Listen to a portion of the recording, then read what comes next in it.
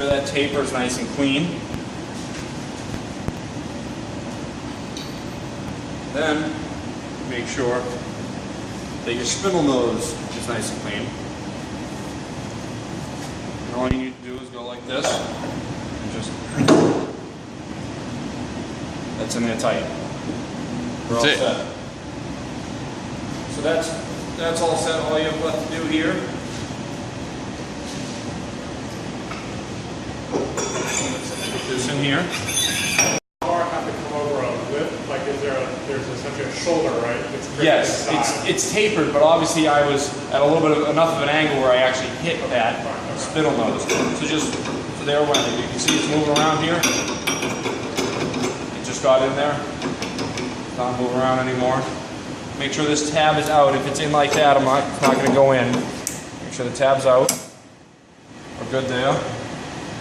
And then yeah, I remember that. A wrench or just a regular, an adjustable or anything. You can put around this nut here.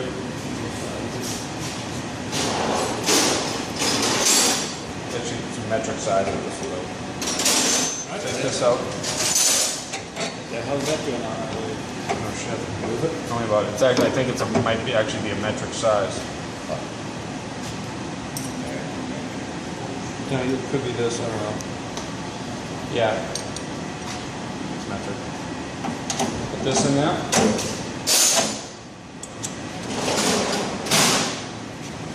You can do that every time, I guess.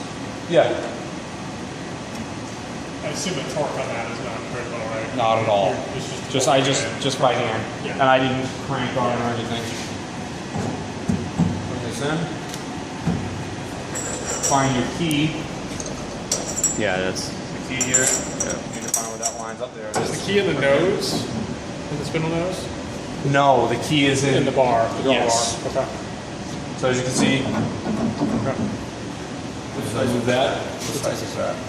This I believe is 3/4. If I remember right. Yeah, 3/4. Bring that in.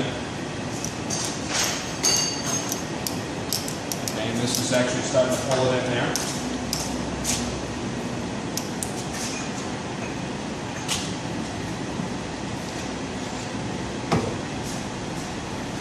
Tighten this up here.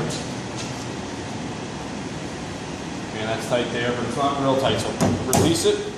Bring it a little more. You lock that. A little more than that.